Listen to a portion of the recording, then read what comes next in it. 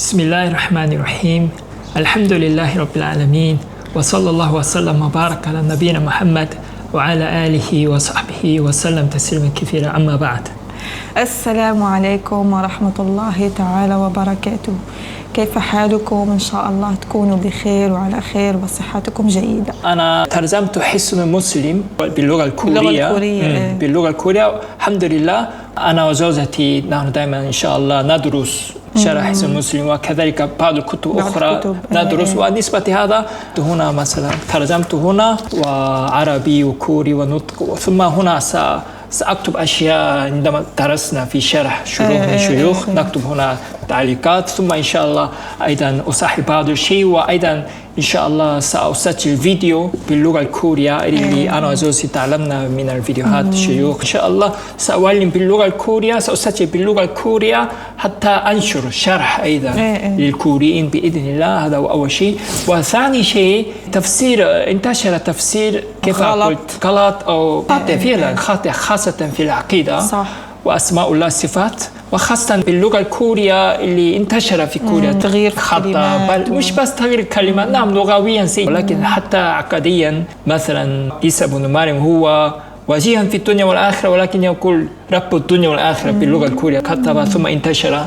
ونسبة التفسير في تحت مكتوب مثلا الله في كل مكان، يعني الله بعلمه كل مكان، ولكن الله استوى على العرش. والتفسير يشرح كما يريد، يعني ليس من دليل القرآن والسنة، ليس بفهم السلف الصالح والصحابة والخلفاء الراشدين. يعني. فالمهم لهذا نحن تفسير السعدي مهم جدا، لأن تفسير السعدي أنت شفتي نحن قرأنا جدا بسيط، ولا كما هو يعني كما ورد في القرآن والسنة، يعني مفهوم واضح جدا. يعني مش ضروري نغير أو نفكر في طريقة مثلا أهل الكلام أو فلسفيين، ما نحتاج نأخذ فكرة من أوروبا. صح. تفسير السعدي جدا مفيد، وأنا وزوجتي إن شاء الله نحن سندرس بجد، وإن شاء الله أنا سأترجم إلى اللغة الكورية إن شاء الله. وأيضا في هذه القناة أيضا نحن سنقرأ ونحفظ القرآن مع بعض، مفيد جدا بإذن الله. وهذا هو ثاني شيء. وثالث شيء هو طبعا نحن نحفظ القرآن ونترجم وندرس تفسير، وكذلك نحن مهم حديث الأحاديث النبوية. فإن شاء الله نحن ندرس حديث ونحفظ مع بعض ونترجم إن شاء الله كل ما تعلمنا إلى اللغة الكورية بإذن الله. وطبعا خاصة يعني أسهل وأهم كتاب هو 40 النووي، سهل جدا وبسيط ومهم جدا من حديث الصحيح وأصح الأحاديث بإذن الله. نحن سندرس ونقرأ ونحفظ بإذن الله 40، ليس يعني صعب مستحيل. هذه كان نحن نعمل برنامج حلقات ونحفظ مع بعض أنا وزوجي، وكذلك أنتم إن شاء الله معنا احفظوا معنا، اقرأوا معنا، ندرس، وكذلك ننشر الفيديوهات، لأنه نحن سوف أترجم أيضا وأكتب شروح وأنشر وأعلمهم، وأسجل فيديوهات باللغة الكورية وأنشر كتب باللغة الكورية بإذن الله. سنعمل مع بعض كفريق بإذن الله إن شاء الله. تفسير السعدي و40 النووي، هذا بإذن الله يعني خطتنا الأولية يعني، وخاصة في هذه القناة. ولكن قناة أخرى أنا لوحدي عندما عندي وقت أنا أصلا أدرس كتب كثيرة، فعندما أدرس مثلا كتاب التوحيد وعقيدة الواسطية، عقيدة التحوية، نواقض الإسلام وقواعد الأربعة وأصول الثلاثة، وكتب كثيرة أيضا، كتب عن الفقه. هذول الكتب أنا عندما أدرس أو أترجم إلى اللغة الكورية أيضا، حتى أنشر في موقع رسمي kmuslim.com إن شاء الله. وأيضا أنا عندي قنوات أخرى، يعني قناة شخصية أنا سأسجل فيديوهات وحتى أتواصل معكم بإذن الله. ولكن بهذه القناة عشان قناة عائلية، وأنا زوجتي إن شاء الله في 3 كتب مبدئيا بإذن الله سنبدأ في هذه القناة بإذن الله إن شاء الله. بعض الناس يقول لماذا أنت تترجم القرآن إلى اللغة الكورية؟ في ترجمة في اللغة الكورية موجود، يعني ليش أنت تريد؟ يقولون هكذا كثير. أول شيء نحن اللي نترجم هو تفسير، يعني تفسير السعدي. وثانيا ولو غير تفسير هذا كلام الله، ما يمكن إنسان يترجم كاملا، صح، لأنه معنى عميق وفي أشياء كثيرة. يترجم اللغة الكورية من أجل فهم كتفسير، صح. أنا ما أقول كل ترجمة سيء، أنا أقول اللي انتشر كثير يوجد كلمات مثلا كلمات أو معنى حتى يقول كيف عيسى هو رب الدنيا والآخرة، هذا حتى ليس إسلام، ولكن ليس هذا فقط عن صفات الله وأسماء الله، وكذلك عن التوراة والإنجيل يترجم إلى كتاب مقدس، يعني عهد جديد عهد قديم، يكون مشكلة كبيرة في كوريا فعلا حدث. فأولا أنا أقول هذه الترجمة انتشر كثير، انتشر كل مكان، يعني جزاهم الله خيرا من ترجمة من كان ينشر ومن كان يعمل طباعة، كلهم إن شاء الله هم يفعلوا بنية صالحة، ممكن خطأ بسيط إن شاء الله الله يسامحهم، بل الله يكتب لهم أجر مرتين بإذن الله. ولكن أنا أقول نعم، لماذا نترك اللي انتشر خطأ؟ نصحح، لأن حتى هذا ليس باب الغيبة، يعني نريد نصحح خاصة عن العقيدة. فهذا المصحف هذه الترجمة انتشر كثير جدا، فبعد ذلك الشيخ اللي ترجمه والشيوخ صححوا، ولكن ما ينتشر.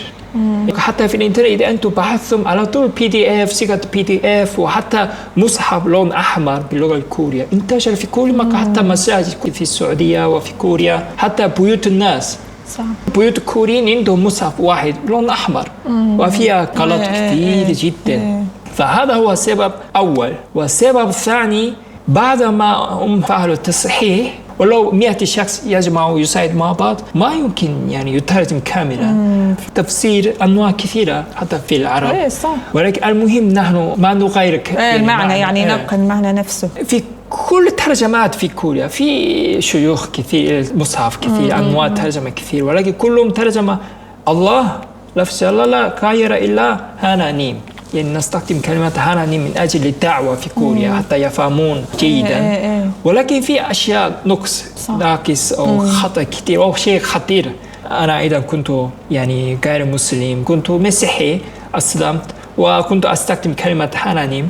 في كوريا ما أحد يستخدم كلمة هانانيم إلا مسيحي، وليس كل مسيحي، فقط بروتستان ونسبة كاثوليكية هم هانانيم. هانانيم كلمة جديدة ما يوجد في كوريا، هانانيم ما كان هذه الكلمة موجود في كوريا.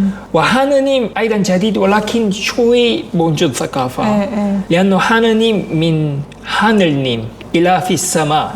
إله في السماء. فهانلنيم هانل وهانول، هانول هانل هانل، فأصبح هانانيم. ولكن المهم هانانيم هذا ما كان موجود باللغة الكورية، بس هذه الكلمة من مباشرين من أمريكا، فهذه كلمة جديدة هانانيم أصلا.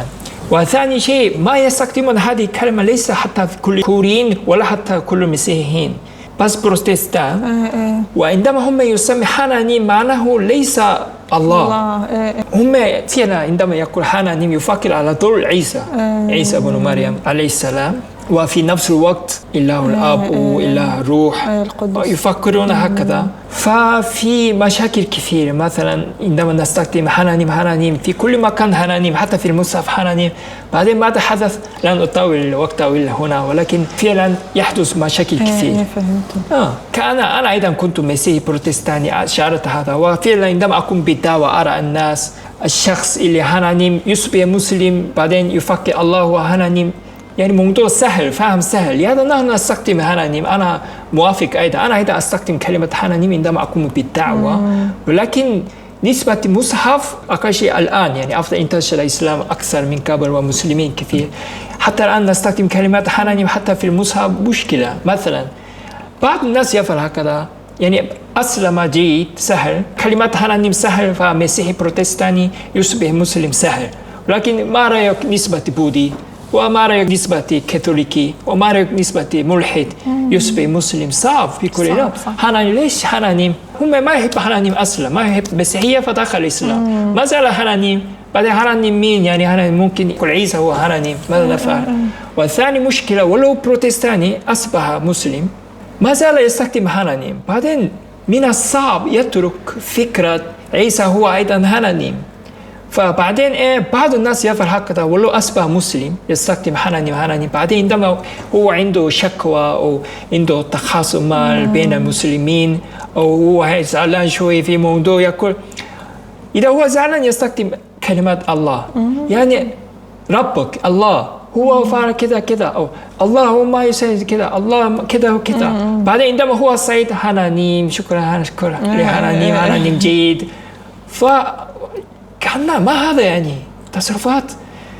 نحن لماذا ندرس كلها؟ لماذا نترجم هذا كله؟ لماذا نقرأ حسن المسلم؟ لماذا أذكار والصلاة؟ لماذا هذه كله؟ من أجل الله، من أجل الله نفعل كل هذا. نقرأ قرآن، نفعل دعوة، نترجم كتب، نصلي، وبعدين نغير كلمات الله. بعدين هذا كان أصلا حتى يهود هم فعلوا هذا.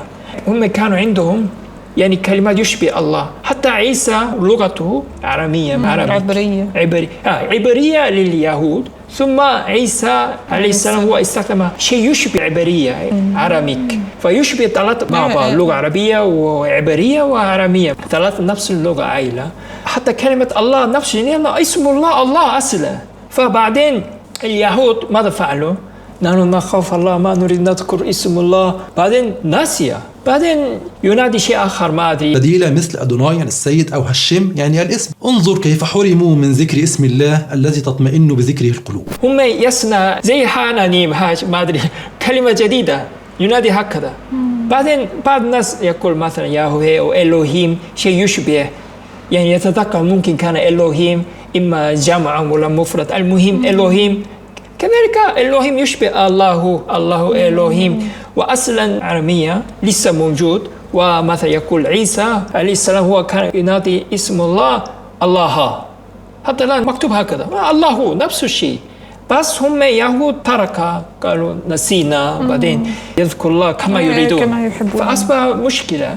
هذا يحدث في كوريا، يعني كل مصحف ما يوجد كلمات الله، كل مصحف ليس حتى كتب كل مكان لازم حنانيم. أنا أفهم في بداية دعوة نعم هذا جيد، أنا أيضا أستخدم حنانيم، لكن حان الوقت نغير. ليش ما نغير؟ يعني حتى مصحف بالإنجليزية والصينية وكل مكان الله. كان سنين أيضا كان يستخدم شانتي هذا حتى في اللغة الكورية موجود. 상제 هذه موجود، نحن من قديم نستخدم 상제 من أجل الدعوة. هذا جيد مفهوم جيد. حتى في الصين كان 상제 شانتي. بعدين الآن انتشر الإسلام وخلاص مفهوم، بعدين غير إلى الله، ولو شوي مختلف من الله ولكن الله يشبه. فهذا نعم هذا هو اسم الله، يفهمون هكذا. حتى بالإنجليزية مكتوب الله ليس God، لأن God أنواع كثيرة، God Father God Son God. حتى باللغة الكورية حنانيم مشكلة. فخلص لن أطول كثيرا معلش، ولكن يعني مشاكل كثيرة جدا والله صدقني. أنا قاضي من أجل الله فقط فهمتي؟ بعدين بعض الناس يقول يعني الله هذا ليس يعني اسم أصل، يعني هذا بس من أجل اليهود وأهل العرب، يعني أهل عيسى في سوريا وفي اللغة العربية فقط. لا الله قال في القرآن أنا الله. يعني ماذا تريد؟ يعني اسم بسم الله الرحمن الرحيم نقول باسم حنانيم؟ والعياذ بالله مستحيل. فأصلا هذا هو يعني دين الأصل. نحن نفعل كل هذا بسبب الله سبحانه. فأنا أريد أقل شيء الآن أنا أترجم مصحف وأغير كل شيء كلمات الله، لفظ جلالة الله كما هو باللغة الكورية الله. طبعا ليس الله، ولكن أقل شيء يشبه الله. طيب كيف في اللغويا نفهم هذا؟ مثلا أنا اسم أصل دونغشين صح؟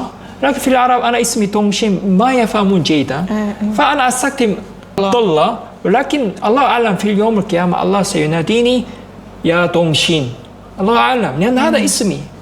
وباسم أبي مثلا دونغشين ابن هونسون، الله أعلم الله سيناديني هكذا. مثلا إذا أنا ذهبت إلى العرب، أيضا أنا في جواز السفر وإذا أنا أدرس في الجامعة ما يناديني عبد الله، يناديني دونغشين ولو نطق غلط. مثلا دونغشين ليس اسمي دونغشين، اسمي دونغشين، ولكن مفهوم دونغشين يعني أنا. مستحيل أنا اسمي دونغشين يقول يا هونجيلدong هذا مش أنا أبدا. إما نطق صحيح نطق سي، لأن اسمي دونغشين ولكن شيء يشبه. فكذلك أنا هذا رأيي الله أعلم، ولكن أنا أؤمن هكذا اسم الله الله ليس حنانيم. وممكن الله باللغة الكورية أو باللغة الصينية الله أقل شيء يشبه. كما ما يمكن يناديني أحد دونغيلدong 철수، لا هذا مش أنا أبدا، ولو نطق سي ونطق صح، أنا دونغشين أو دونغشين. فهذا هو أنا أريد أترجم مصحف، أترجم تفسير. دائما يقول يرسل رسالة يقول لماذا عندنا تفسير كثير، عندنا مصحف ترجمة كثير، لماذا أنت تترجم؟ أسباب كثيرة جدا، ولا أقل سبب من أجل اسم الله. وهذا نسبة لي، بسبب هذا أنا أريد، معلش يعني طولت كثير، ولكن أتمنى يعني تفهمون قصدي.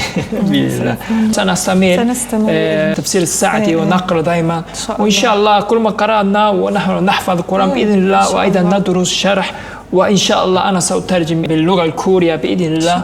وهذا سيكون يعني مفيد جدا لنا، نحن ندرس نستفيد نحن أولا نحفظ، ثم أيضا يعني يشجعكم أيضا إن شاء الله أنتم أيضا تدرسوا وتقرأوا تفسير السعدي وتحفظوا القرآن معنا مع بعض. حتى أنا قارئ عربي، أنا ككوري اللي أسلمت كأنه تحدي، حتى أنا أفعل هذا. ليش أنتم ما تقدروا؟ هذا تحدي لأنفسنا، ويتنافسون للخير، هذا جيد خاصة لحفظ القرآن. وإن شاء الله ندرس مع بعض، وهكذا يعني أفضل من برنامج حرام أشياء فتنة كثير في الإنترنت. نحن نفعل هكذا أفضل ونستفيد مع بعض وننشر علم. أنا أترجم باللغة الكورية. تخيل أول مرة في كوريا يعني حسن المسلم ترجمة باللغة الكورية، أول مرة الله لفظ الجلالة في المصحف وفي كل مكان إن شاء الله. هذا اللي نشر علم ينفع للناس، هذا بإذن الله صدقة جارية حتى يوم الساعة بإذن الله. وإذا أنتم أيضا شاركوا معنا يعني نفعل مع بعض بالحفظ والدراسة، وانشروا فيديوهات. هذا الفيديو وكذلك نحن هذه كان اسمها كي مسلم، يعني كي مسلم فاميلي، وعندنا قناة اسمها كي إسلام. هذا كي إسلام من أجل نشر الدين في كوريا. ابحثوا كي إسلام في الإنترنت في اليوتيوب، ستجدون فيديوهات اللي أنا أرفع باللغة الكورية وأنشر هنا من أجل الدعوة. ونسبة هذه القناة أيضا نحن سنفعل برنامج أولا تفسير السعدي، الحلقة الثانية بإذن الله ندرس الحديث 40 النووي يعني ونحفظ الحديث مع بعض، وأيضا حسن المسلم ندرس مع بعض ونحفظ مع بعض. هكذا سنفعل إن شاء الله. ما تنسوا اشتراك في هذه القناة وانشروا فيديوهات، ودعنا لا يسر لنا في الأمور. نحن لسه أمور مش استقرار، نحن ما زلنا صعوبات يعني كثير، ولكن إن شاء الله سيساعدنا بإذن الله. لكن أنا فعلا أشكرك دعمك في دراستي، تشجعني عندما أنا أريد أدرس في الجامعة. هذا ليس سهل، لكن أنا أشكرك. أدرس جيدا يعني 10 جامعة إن شاء الله عن بعد بإذن الله. والله أنا جدا رغبة في الدراسة، أريد 10 جامعات بإذن الله. وأيضا بالنسبة للترجمة إن شاء الله شكرا للمساعدة ودعمك، ويعني في البيت وطبخ وكل شيء ليس سهل. أسأل الله أن يبارك فيك ويجزيك خير ويحفظك بإذن الله. وأيضا أنتم شكرا جزيلا على دعمكم واتباع قنواتنا وتشاهدون فيديوهاتنا. شكرا لكم جزاكم الله خيرا، بارك الله فيكم، والسلام عليكم ورحمة الله وبركاته. إلى اللقاء، مع السلامة.